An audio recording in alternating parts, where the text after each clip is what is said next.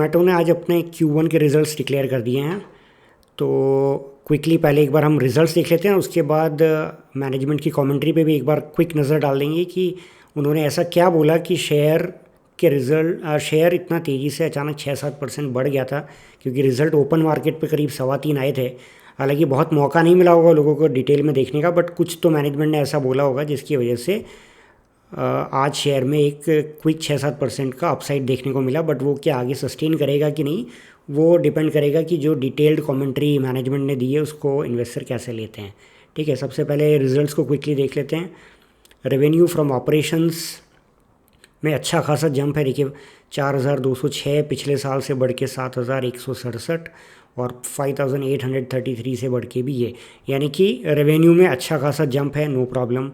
Expenses में देखते हैं तो without going in the details of एक एक चीज़ में क्या एक्सपेंस बढ़ा है, ओवरऑल देख लेते हैं। 4,000 से बढ़ के 7.5 और क्वार्टर ऑन क्वार्टर भी ये एक्सपेंस काफ़ी अच्छा खासा बढ़ा है। इसका मतलब प्रॉफिट जो है, जब आप ये एक्सपेंसेस निकाल देंगे रेवेन्यू में से, तो प्रॉफिट 239 करोड़ से घट के 88 करोड़ रह गया है। ठीक है, तो ईयर ऑन ईयर भी अच्छा खासा ड्रॉप हुआ है और क्वार्टर ऑन क्वार्टर भी देखेंगे तो 97 से 88। ठीक है, तो इस तरीके से अगर आप फाइनली कंपनी का सिर्फ ईपीएस क्विकली देख लेते हैं तो जो हमें लगने लगा था 1-1.5 साल पहले कि फाइनली जोमेटो प्रॉफिटेबल हो रहा है, वो अब काफ़ी मार्जिनली प्रॉफिटेबल रह गया है। ठीक है, यहाँ से 0.29 से पिछले क्वार्टर में ऑलरेडी 0.04 पे आ गया था, अब वहाँ से और घट के 0.03 हो गया है। तो ओवरऑल रेवेन्यू बहुत अच्छी तरीके से तेज़ी से बढ़ रहे हैं, जो एक्सपेक्टेड भी रहता है जोमेटो से। लेकिन जो सबसे बड़ा कंसर्न हमेशा रहता है कि क्या इनके मार्जिन बढ़ेंगे कि नहीं, क्या प्रॉफिट बढ़ेगा कि नहीं, वो इस बार तो नहीं बढ़ा है। ठीक है, अब एक बार नज़र डाल लेते हैं मैनेजमेंट ने क्या बोला है। ठीक है, सबसे पहले मैं आपको लेके जाता हूँ, ये ओवरऑल जो एक क्विक स्नैप है कि नेट प्रॉफिट जो है वो 90% गिर गया है, टम्बल्ड यानी कि नीचे गिर गया है year on year to 25 crore. Revenue rise हुआ है 70% ईयर ऑन ईयर, एक्सपेंसेस 77% बढ़े हैं, यानी कि रेवेन्यू जितने बढ़े उससे भी ज़्यादा एक्सपेंसेस बढ़ गए, इसी वजह से इनका नेट प्रॉफिट कम हुआ।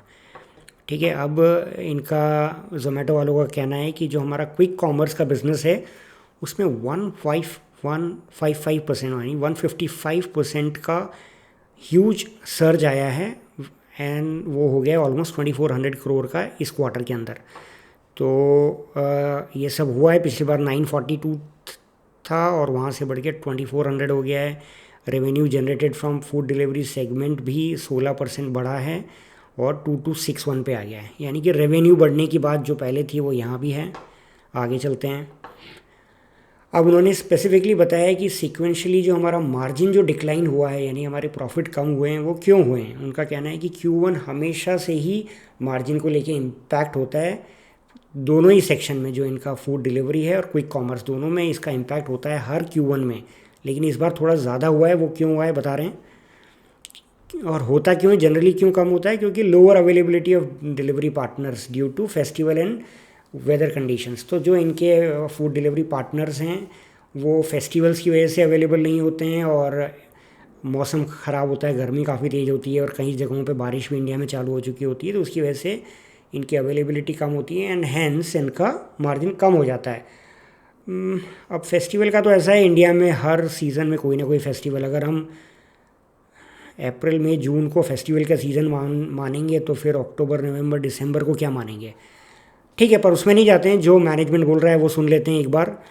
वेदर कंडीशन ख़राब होता है, उसके अलावा वो कह रहे हैं कि पास्ट में भी ये प्रेशर हमेशा Q1 में आता था, लेकिन क्योंकि हम और दूसरे एरियाज़ में इम्प्रूव कर लेते थे तो ये ऑफसेट हो जाता था, यानी कि वो कंपनसेट कर लेते थे कि कहीं पे थोड़ा कम कहीं पे थोड़ा ज़्यादा, ओवरऑल हम मैनेज कर लेते थे। लेकिन इस बार वो मार्जिन हम मैनेज नहीं कर पाए, क्यों, क्योंकि हमारा बिज़नेस मैच्योर हो गया है। यानी कि इनका कहना है कि अब हमारे बिज़नेस के जो एरिया ऑफ इम्प्रूवमेंट जो थे बाकी सेक्टर्स में, वो ऑलरेडी काफ़ी हद तक हमने कैप्चर कर लिए हैं। इसकी वजह से ये जो इम्पैक्ट आता है Q1 में वो इस बार वो हम मैनेज थोड़ा कम कर पाए हैं, इसकी वजह से ये हमारा प्रॉफिट नीचे गिरा है। ठीक है, फिर आगे ये बोल रहे हैं कि ब्लिंकिट जो इनका ग्रोइंग बिजनेस है, जिसका रेवेन्यू काफ़ी तेज़ी से बढ़ रहा है लेकिन उसका मार्जिन काफ़ी ख़राब है। ठीक है, तो वो कह रहे हैं फ्यूचर में ये मार्जिन बहुत तेज़ी से बढ़ेगा।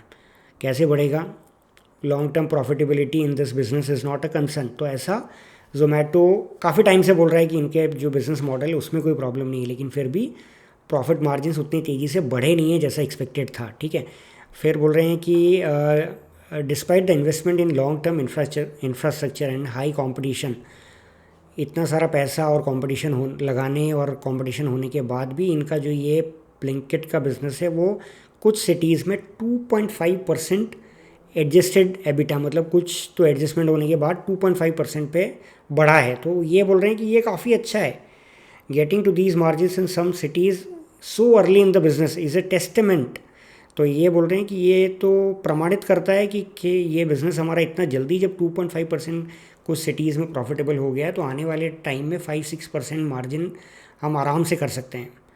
अब ये आपके ऊपर है, इन्वेस्टर्स के ऊपर है कि 5-6% मार्जिन को आप अच्छा मानेंगे, जो इनका लॉन्ग टर्म गाइडेंस है उसमें भी क्या उसको मानेंगे कि नहीं। डीमार्ट भी ऐसे लो मार्जिन पे ही काम करता है और वो अच्छा ग्रो करता है, तो कुछ लोग इसको पॉजिटिव मानेंगे। बट एज ऑफ नाउ 2.5% हो रहा है, वो भी कुछ सिटीज़ में, हर जगह नहीं। ठीक है, फिर as far as near term is concern it does feel like percent margins have bottomed out. इनको लग रहा है कि नियर टर्म में जितना ख़राब हमारे मार्जिन हो सकते थे वो हो गए हैं और आने वाले टाइम पे यहाँ से इम्प्रूव ही हो सकते हैं। फिर ये कह रहे हैं कि we should see some margins getting better from here as large number of stores that we opened in the past 12 months will mature. यानी इन्होंने जो स्टोर पिछले 12 महीने में खोले हैं वो अब स्टेबलाइज होना चालू होंगे। मतलब जो एक वन टाइम जो उनमें खर्चा करना था इंफ्रास्ट्रक्चर के ऊपर वो स्टोर खोलने में, वो सब हो चुका है, मेच्योर अब वो हो जाएंगे और यहाँ से प्रॉफिट देना शुरू करेंगे। पर देखते हैं, but the margin improvement journey में नॉट बी लीनियर। तो ये यहाँ एक बार आपको खुद थोड़ा सा ये हिदायत भी दे रहे हैं कि ऐसा नहीं है कि वो लीनियर तरीके से प्रॉफिट बढ़ता ही चला जाएगा। There could be some bumps along the way if the competition intensifies. यानी कि अगर कंपटीशन बढ़ता जाएगा तो हो सकता है कि इतना लीनियर ना हो, कुछ क्वार्टर में ये इम्प्रूव हो, कुछ क्वार्टर में थोड़ा शायद नीचे भी रहे। फिर आखिर में ये कहते हैं कि इस सेक्टर में यानी कि फूड डिलीवरीज जो बिज़नेस है इसमें ये ज़्यादा इनोवेशन देख नहीं रहे हैं। मतलब not only from their side but इनके कॉम्पिटिटिव जो दूसरे कंपटीशन में लोग हैं वहाँ से भी इनको ज़्यादा इनोवेशन होता हुआ नहीं दिख रहा। तो इसकी वजह से इनको लगता है कि इनहेरेंटली इनका कोई ज़्यादा बड़ा कंपटीशन इस सेक्टर में अब होगा नहीं। तो इनको जो खर्चा करना था वो कर चुके हैं, थोड़ा थोड़ा और करते रहेंगे, बट यहाँ से आने वाले टाइम पे इनका मार्जिन इम्प्रूव होगा।